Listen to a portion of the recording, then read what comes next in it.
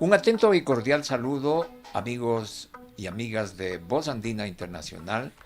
Iniciamos este espacio Diálogos Universitarios que lo vamos a transmitir en conjunto con la revista Spondylus de la Universidad Andina Simón Bolívar, sede Ecuador. Bienvenidos, gracias por seguirnos. Hoy les queremos presentar a un colega, a una distinguida personalidad que participó en los pasados días en el encuentro internacional El papel de la radio universitaria, revalorización de lo social frente a la crisis global, que se desarrolló aquí en esta universidad, organizada por las redes de radios universitarias y por la Radio Internacional Universitaria. Se trata de Alejandro Cárdenas, mexicano. Él es presidente de la Red de Radios Universitarias en México y es director de la Radio Ibero 90.9, radio de la Universidad Iberoamericana con sede en Ciudad de México. Un gusto tenerte aquí en nuestra cabina, Alejandro, bienvenido. ¿Cómo estás? ¿Cómo estuvo este evento desarrollado aquí en Quito? Muy bien, muchísimas gracias. Me da mucha emoción poder saludar y participar en esta radio Voz Andina Internacional como una radio hermana de las radios universitarias. Estamos aquí junto con otras universidades de Ecuador y de 17 países del mundo, que somos las radios que pertenecemos a esta red internacional, más de 300 radios, y pues venimos a compartir después de una pandemia que golpeó a todo el mundo. Por primera vez después de 2 años podemos volver a encontrarnos presencialmente y eso pues ya es un logro, ¿no? En términos de... Así es, un logro importantísimo, Alejandro. Y tú dices una radio hermana, sí, ese es uno de los puntales de lo que provoca la radio y más la radio universitaria entre los centros de educación superior, ¿no? Unirnos. Así es. Compenetrarnos un poquito más. Y en estas características específicas que tienen los centros de educación, que es investigación, conocimiento, etcétera, etcétera. Una de las aristas que se planteó en este evento fue el futuro precisamente de la radio universitaria. ¿Cómo ves tú eso? ¿Cómo se encuentra la radio universitaria en México? Partamos de ahí para ver el futuro general de las radios universitarias. En México, la red de radios universitarias, somos alrededor de 60 estaciones de radio. Ah, bueno, pues sí, un número grande. Es un número grande. La mayoría son estaciones de radio públicas o de institutos tecnológicos, ¿sí? De universidades públicas, ¿sí? Pero también hay algunas radios privadas. También, por supuesto, tenemos radios en los diferentes formatos, ¿no? En FM, en AM, online, por supuesto, y radios en esta tecnología que no acaba de despegar, que se llama HD Radio, ¿sí? HD Radio, sí. Claro, ¿no? El streaming ha posibilitado tantas posibilidades, tantas variedades. Y todo está en los aparatitos que llevamos en el bolsillo, ¿no? El celular. Pues ese es un magnífico complemento tecnológico. Ahora, ¿para qué sirven las radios universitarias? Las radios universitarias somos los espacios donde se puede hacer divulgación de la ciencia, se puede hacer cultura, se puede hacer contenido noticioso, ¿sí? Desde una perspectiva científica, pero con el reto de divulgarlo con la misma técnica que los medios de comunicación tradicionales, ¿sí? Ahí está la clave de las radios universitarias. Somos espacios eminentemente culturales, de divulgación científica e informativa, y tenemos a las voces frescas de estudiantes, las voces juveniles, y tenemos también a las voces maduras de los y las profesoras. Y eso nos da una riqueza impresionante. Somos espacios formativos que lo que hacemos es crear nuevos espacios de comunicación alternativa dentro de los espacios comunicacionales tradicionales. Y eso le da un valor. ¿Por qué? Porque nos volvemos, por decirlo de algún modo, la contrahegemonía de la dinámica comunicacional. En esa lógica, las radios universitarias estamos en un proceso, le diría yo, que tiene contenido importante con el reto de divulgarlo de forma interesante, ¿sí? No caer en el juego de la banalidad, pero sí hacerlo, por decirlo de algún modo, fresco, hacerlo dinámico y no tenerle miedo como radios a hacer recreación cultural. Incluso atrevernos a hacer entretenimiento, pero entretenimiento inteligente. Muy claritos estos conceptos. Ahora, consideraría yo que inicialmente la radio universitaria era como una radio de entrenamiento, ¿no? Ligada a las facultades y áreas de comunicación para que los estudiantes obtuvieran práctica frente a los micrófonos. Pero ahora han dado un paso muy importante, ¿no? Es generar una opinión más de peso, más sostenida en los ámbitos que tú señalas. ¿Considerarías que es así? Por supuesto, somos radios formativas. ¿Sí? Los modelos de la interacción entre estudiantes, profesores y comunicadores me parece que es la clave. En México las radios están por cumplir 85 años. ¿Sí? Empezamos con la radio de la Universidad Nacional Autónoma de México y la Universidad de San Luis Potosí. Esas dos radios están por cumplir, ya cumplieron algunas 95 y están por cumplir 85 y están por cumplir 90 años. A lo largo de los 70 se generó una segunda oleada de radios, sobre todo de universidades estatales, y a partir de los 2000 se empezaron a crear estaciones de radio mucho más de corte pensado en lo masivo. ¿Sí? Entonces somos radios que tenemos el compromiso de hablarle a la comunidad universitaria, a los mismos integrantes de la comunidad, pero la responsabilidad de apelar al interés público y hablarle a la sociedad. En esa lógica, al hablarle a la sociedad, al estar en diferentes plataformas, en diferentes medios, tanto online, FM, AM, y quienes están lanzándose a las plataformas digitales, estamos marcando y haciendo opinión pública. Estamos incidiendo en la opinión pública, quizás no en la lógica de la competencia y del Star System, pero sí del contenido serio que puede ser compartido en red y puede significar un impacto relevante. Nosotros, incluso hay debates en la misma red, y supongo que la tienen acá en otras redes, de que si competimos o no con los medios tradicionales. Hay quienes dicen que no competimos porque si nosotros empezamos a competir vamos a bajar la calidad de nuestros contenidos. Y por el contrario hay quien dice que sí competimos, sí, mejorando la calidad de la producción y mejorando la calidad de locución, pero con contenido mucho más serio que los medios tradicionales. Es un debate, me parece muy válido. Yo me iría más con el segundo.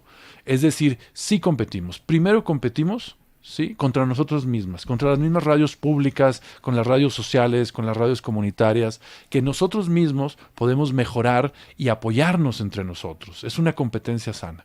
Y contra los medios comerciales, ¿sí?, yo lo que diría es sí competir en la audiencia, ¿sí? Competir en esa audiencia que quizás encuentra ya desgastante las mismas ideas siempre, la misma música siempre, la lógica del top 40 que se repite desde hace décadas, que no permite música plural, que no permite música diversa, música del mundo, ¿sí? Y entonces ahí es donde nosotros podemos entrar a estos públicos que quizás se han cansado de medios que tienen solo una línea editorial, que no se abren a tener visiones diferentes de una misma situación social. Un gran reto, ese es un gran reto. Y en ese sentido, ¿cómo piensas que las organizaciones, las redes universitarias por países en Latinoamérica y la misma RIU, que es la red de redes, como se la llama, ¿no?, han avanzado, están logrando el peso que se requiere en el contexto comunicacional iberoamericano? Casi se cumplen 15 años desde la formación de la RIU. Es decir, desde 2009 inició esta red, ¿sí?, que si bien viene de otras redes, me parece que esta red ya, por decirlo de algún modo, cuajó, en el sentido de que se forma un grupo de entre 15 y 20 países de América Latina que decidimos compartir, ¿sí?, nuestras experiencias, nuestro conocimiento. Y eso da fortalezas. ¿Por qué? Porque las redes que comparten, que a veces son radios muy pequeñas, que tienen quizás poco presupuesto, ¿sí?, tienen la posibilidad de transmitir buen contenido en su localidad, o buen contenido a su comunidad universitaria, o buen contenido online. Y ese buen contenido lo hacen quizás otras estaciones que tienen más posibilidades, más años, más tiempo, y eso es enriquecerlo. ¿Por qué? Porque nos salimos de la lógica local. Sabemos que las radios tienen un límite, ¿sí?, sobre todo las que están en FM y en AM, pues tienen un límite por ciudad. Ninguna radio universitaria en el mundo, diría yo, tiene la capacidad de generar sistemas estatales de radio con 20 ciudades, como sucede con los medios públicos, los medios privados, incluso muchos medios comerciales. ¿Sí? Nosotros nos dedicamos más a la lógica de cada ciudad, y cuando es online nos dedicamos a la comunidad universitaria y nos dedicamos también a la zona donde estamos ubicados en cada región, sobre todo en cada ciudad. Y entonces esto genera que el poder diversificar nuestro contenido sin costo, porque la mayoría de las radios universitarias somos radios sin fines de lucro, ¿sí? Somos radios que le damos voz a todos los que quieran darle voz. En esa lógica estamos enriqueciendo nuestro contenido y estamos dándole valor agregado a quien nos escuche, a quien en algún momento quizás nos encuentre cuando está navegando, cuando está buscando las redes sociales o cuando está en el dial, nos encuentre y pueda volver a consumirnos y comparta nuestro contenido. Alejandro Cárdenas, quisiéramos que nos cuentes algo del trabajo que realiza la radio que tú diriges, ¿no?, la Radio Ibero. Las líneas de trabajo, participación estudiantil, de académicos, etcétera. Somos una radio formativa, somos una radio social, somos una radio que lleva 19 años al aire en FM en la Ciudad de México, salimos a 10,000 watts de potencia y somos consideradas de las radios juveniles más antiguas de la Ciudad de México. En conjunto con una radio pública llamada Reactor, del Instituto Mexicano de la Radio, somos los dos medios que difunden música para corte juvenil, una más en español pero con poquito inglés, y nosotros más en inglés pero con poquito español, y dirigido a jóvenes de edad y espíritu.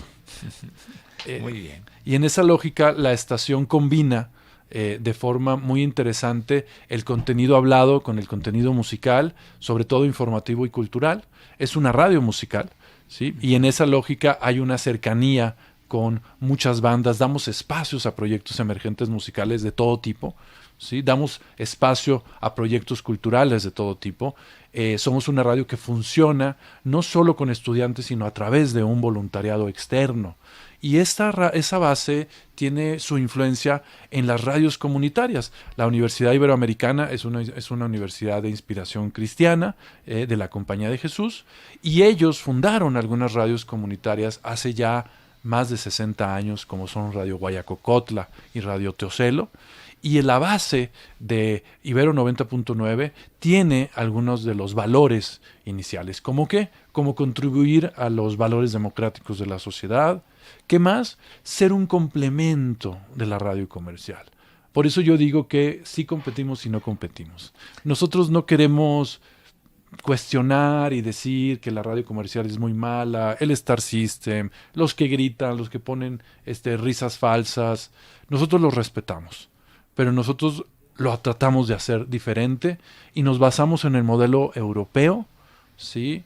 Latinoamericano, y el modelo sobre todo africano-asiático. Tanto de música como de estilos de hacer radio, ¿sí? Hemos tomado modelos muy importantes de estaciones de radio colegiales y estaciones de radio universitarias que le dan a lo formativo, le dan a lo cultural, le dan a lo musical y le dan también a lo social. ¿Qué opinas del camino que está recorriendo en la actualidad la radio en general, ¿no? Se habla ya de radios visuales. Hay radios que se transmiten en las plataformas respectivas y a su vez las radios han creado sistemas de plataforma de difusión, ¿no? Con redes sociales, enlaces. Está la programación a demanda, los podcasts, en fin. ¿Cuál es tu opinión sobre este panorama que recorre la radio y si tu emisor está caminando en ese sentido. Sí, nosotros creemos que como medios de comunicación tenemos que adaptarnos a la convergencia digital, ¿sí? Pero esa adaptación tiene que ser una adaptación realista, ¿sí? Es decir, como medios de comunicación no podemos descuidar nuestro aire, no podemos descuidar lo que ya hacemos bien por entrar con TikTok. Y entonces, claro, podemos decir que urge entrar con TikTok, pero entonces descuidas algo que estás haciendo bien. Entonces la lógica es, lo que funciona no lo muevas, dejemos lo que funcione, y si queremos hacer algo diferente, hay que planearlo, hay que platicarlo, hay que presupuestarlo y hay que evaluarlo sin ninguna prisa. El impulso tecnológico para nosotros es peligroso, el pensar que tenemos que subirnos a la dinámica del crecimiento tecnológico acelerado, de los gigantes tecnológicos, de lo que llaman especialistas como Francisco Sierra, que es muy cercano a Ecuador, que es muy cercano a CIESPAL, esta organización tan importante de difusión de cultura y comunicación alternativa.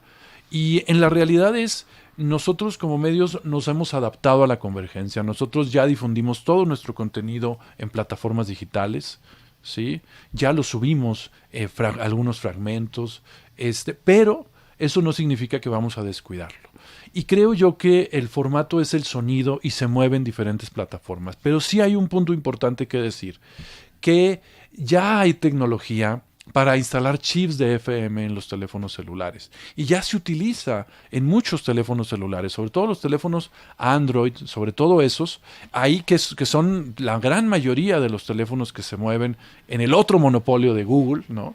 El problema es que iPhone, que me parece que a pesar de ser un costo alto, es un equipo telefónico importante, con mucha penetración en el mercado, es de las marcas más importantes del mundo, ellos no activan ese chip. Y depende de cada país que se pueda activar, y hay campañas pidiéndole a Apple que activen. Si Apple activara el chip, se podría escuchar la radio desde el celular sin necesidad de datos, solo conectándole un plugin, un mini plug, unos audífonos, y se puede escuchar. Entonces, si estas empresas hacen caso omiso, y también los gobiernos locales no generan regulación que obligue a las compañías telefónicas para que se active el chip, porque la lógica de muchas de estas empresas es todo conectado. No me importa ya si que utilices el espectro radiofónico que es tan importante, no me importa. Tienes que usar internet porque mi lógica es todo conectado. Entonces sí tenemos que poner el dedo en el renglón de que la radio puede seguir con los chips activados en los teléfonos celulares, como sucede ya en muchos países del mundo en los teléfonos Android, y sin necesidad de datos. Y eso, por supuesto, va a generar que la radio no pierda ese valor. Por supuesto que en las computadoras, las mediciones que se hacen ahora de las grandes calificadoras de audiencias, ya preguntan: oiga, ¿usted escucha la radio en su casa? Sí. ¿Cómo le escucha? En el reproductor de ondas hertzianas, en su computadora, en su celular. Y para ellos es escuchar la radio, independientemente en qué dispositivo se utilice. Si es online, si es en celular, si es en la aplicación del teléfono o si es desde la radio. Ellos consideran que sigue siendo radio. Entonces, todas esas teorías de la conspiración y teorías del mediacidio, de que le van a desaparecer, pues son, digamos que teorías normales, porque el impacto de los grandes gigantes tecnológicos ha generado mucho recurso económico. Es decir, Facebook tiene el poder de venir a Ecuador y comprar 3 medios de comunicación. ¿Y qué vamos a hacer cuando Mark Zuckerberg, así como Elon Musk lo acaba de hacer con Twitter, qué vamos a hacer cuando controlen los medios locales? Estos gigantes tecnológicos que tienen sus servidores en los Estados Unidos. Entonces, irnos con calma, no apresurarnos, no acelerarnos como medios, sí garantizar una convergencia, pero que no descuide el valor, y proponer desde las políticas públicas que se preserve el uso de chips en los teléfonos celulares. Eso tendría que ser una gran campaña. Nosotros en 99 en la Ciudad de México la hicimos, una campaña donde exhibíamos a la compañía Apple, que tanto quieren muchos, y les decíamos, pues sí, pero tienes que pagarles para oír la radio. Tienes que pagarles, tienes que contratar internet. Y en los Android sí se puede. Y muchos otros teléfonos lo hacen. Entonces, pues ahí está el reto, creo yo. Lo importante es el formato de sonido el que sigue funcionando. Y la radio va a seguir en diferentes formatos. La lógica es esa. Son nuevos medios, pero el contenido es el mismo. Simplemente son las plataformas en las cuales se escucha ese contenido. Magnífico análisis que nos haces, Alejandro, y con el cual cerramos este espacio de la revista Spondylus de la Universidad Andina y de Diálogos Universitarios, programa de Voz Andina Internacional.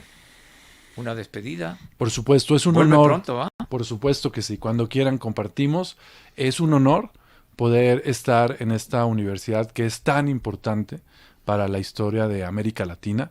No solo por ser andina, no solo por el nombre de Simón Bolívar, sino porque es una universidad internacional que refleja el interés desde la lógica regional latinoamericana, que muchas veces nosotros que estamos allá en el norte, ¿sí? A veces olvidamos por la cercanía con Estados Unidos y Canadá, ¿sí? Por la cercanía con la lógica del mundo occidental. Y es un honor poder estar aquí compartiendo esa historia, lo que hace 200 años sucedió aquí en Ecuador, que fue el fin y la consumación de la independencia gracias a proyectos de integración latinoamericana y regional. Es un honor poder compartir con ustedes un poquito de lo que hacemos en México y por supuesto que están invitados a ir a México a conocer la estación y a que hagamos comunicación sobre la importancia de la integración regional latinoamericana. Muchísimas gracias nuevamente por tu información, comentario, opinión, ideas. Hasta una próxima oportunidad, ¿no? Así es. Gracias. Y gracias sobre todo a la audiencia de estas líneas de trabajo en la Universidad Andina Simón Bolívar. Sigan con nosotros, Voz Andina Internacional.